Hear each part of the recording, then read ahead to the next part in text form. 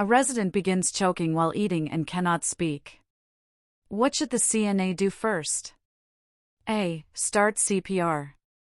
B. Call the nurse immediately. C. Perform abdominal thrusts. D. Give water slowly. Answer: C. If a person is choking and cannot speak or cough, the CNA should perform abdominal thrusts, Heimlich maneuver, to dislodge the object.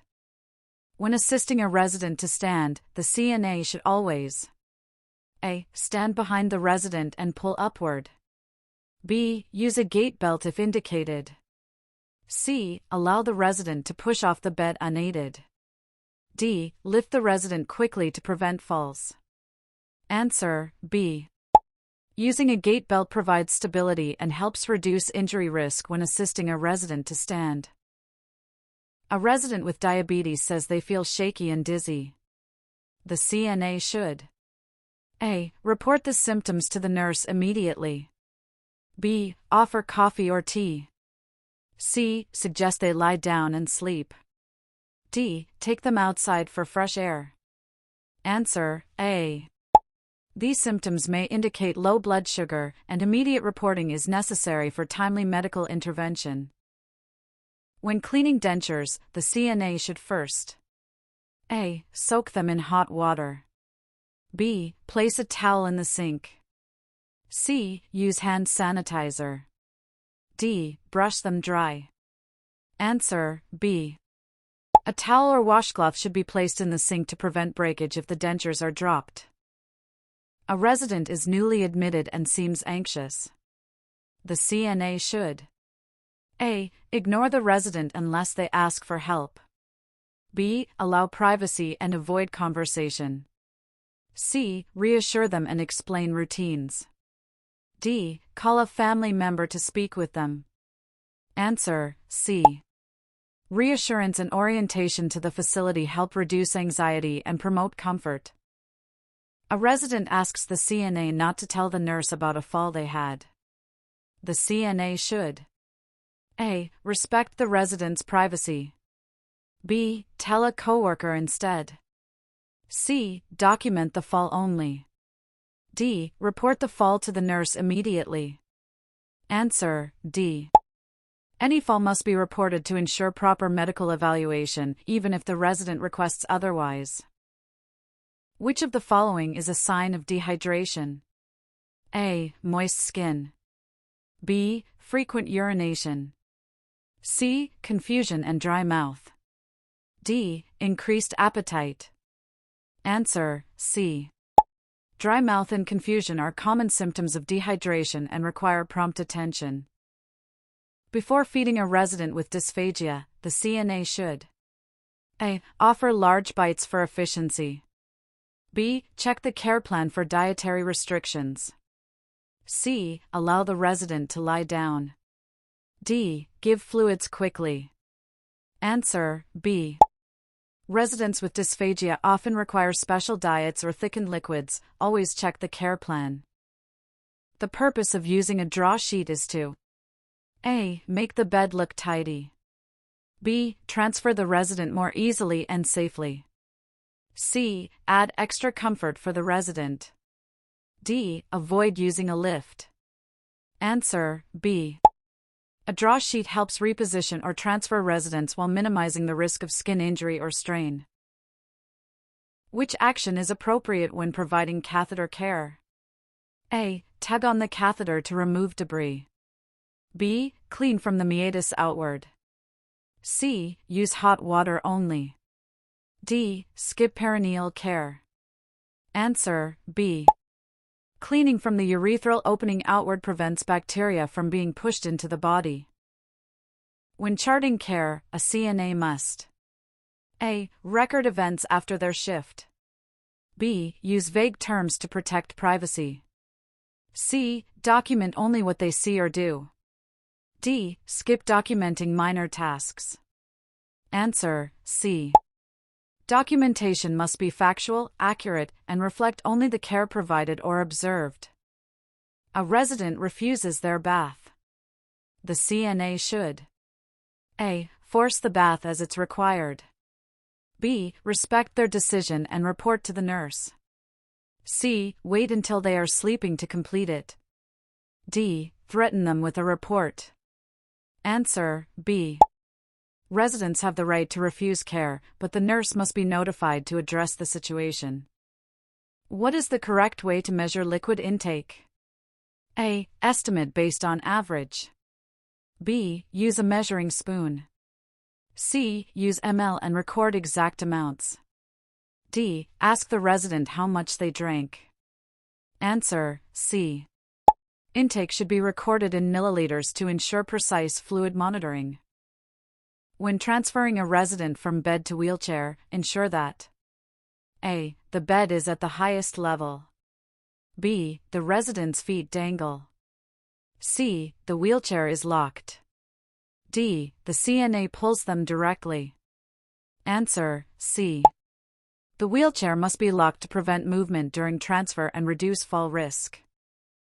When communicating with a resident with hearing loss, the CNA should A. Shout to ensure they hear. B. Turn their head away while speaking. C. Speak slowly and clearly while facing them. D. Use hand signals only. Answer C. Facing the resident and speaking clearly helps them read lips and better understand. Which of the following is a CNA allowed to perform? A. Administer 4 medications. B. Change sterile dressings. C. Assist with toileting. D. Diagnose skin conditions. Answer C. Assisting with toileting is within a CNA's scope of practice, medical procedures are not. A resident's roommate starts yelling. The CNA should A. Ignore them unless called. B. Ask them to stop immediately. C. Report the behavior and ensure both residents are safe. D. Yell back to gain control. Answer C. Reporting disruptive behavior ensures proper care, and safety is always the top priority. When assisting a resident who uses a walker, the CNA should A. Hold the walker while they walk. B. Walk beside and slightly behind them. C. Pull the resident forward. D. Push the walker ahead of them. Answer B. Walking slightly behind offers safety and support without disrupting balance. Which of the following is an example of nonverbal communication? A. Asking if the resident is okay. B. Smiling at a resident. C. Writing down instructions. D. Speaking in a loud voice. Answer B. Nonverbal communication includes facial expressions, body language, and gestures. The CNA notices a resident has redness on their heel. The appropriate action is to A. Ignore it unless it breaks open. B. Massage the area. C. Report it immediately. D. Apply lotion and continue. Answer C. Redness can indicate the beginning of a pressure injury. It must be reported promptly. If a CNA finds a resident unresponsive, the first step is to A. Begin chest compressions. B. Shake them and shout. C. Activate emergency response. D. Call the family. Answer C. The first step in emergencies is activating the emergency response system before CPR. When wearing gloves, the CNA should A. Wash hands after removing them. B. Sanitize over the gloves. C. Reuse them if not torn. D. Put lotion on top. Answer A. Gloves protect, but hands must be washed after removal to prevent contamination. During oral care for an unconscious resident, the CNA should A. Use mouthwash only. B. Place the resident on their back. C. Turn the head to the side. D. Avoid oral care. Answer C. Turning the head prevents aspiration while performing oral care on unconscious residents. When working night shift, a CNA must ensure A. Residents stay awake for medications. B. Frequent loud announcements. C. A calm, quiet environment for rest. D. All lights are left on. Answer: C. Promoting rest is vital during night shifts. Noise and lights should be minimized. The best method to prevent the spread of infection is A. Wearing a face shield only. B. Wiping hands on clothes. C. Frequent hand washing. D. Isolating all residents. Answer: C. Hand hygiene is the most effective method to prevent infection spread.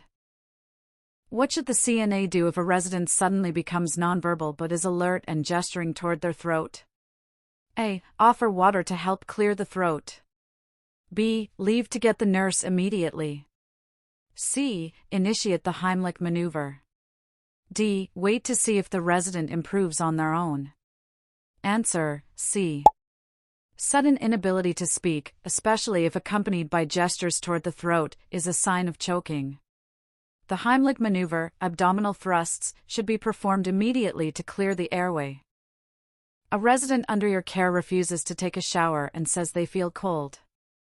What is the most appropriate CNA response? A. Document refusal and skip the shower. B. Inform the resident that it's mandatory. C. Offer a warm blanket and suggest a sponge bath instead. D. Call the family to convince the resident. Answer: C. CNAs must respect resident preferences while ensuring hygiene. Offering alternatives like a sponge bath while addressing comfort, warm blanket, shows compassionate, patient-centered care. When transferring a resident from bed to wheelchair using a gait belt, the CNA should place the wheelchair A. At the foot of the bed.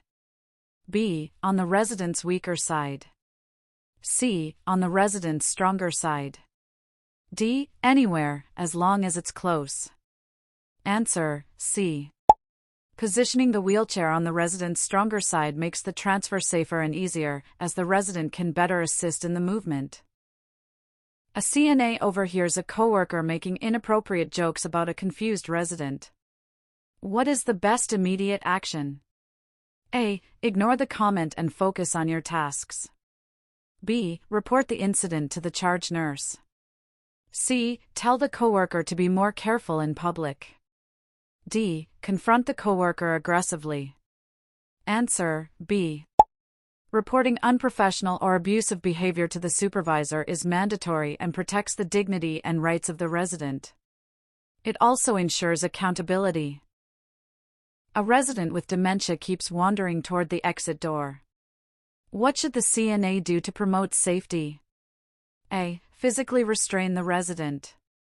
B. Redirect their attention to a calming activity. C. Scold the resident for unsafe behavior. D. Call emergency services. Answer: B. Redirection is a key technique when managing dementia-related behaviors. Engaging the resident in a calming or familiar task can reduce the urge to wander and maintain safety.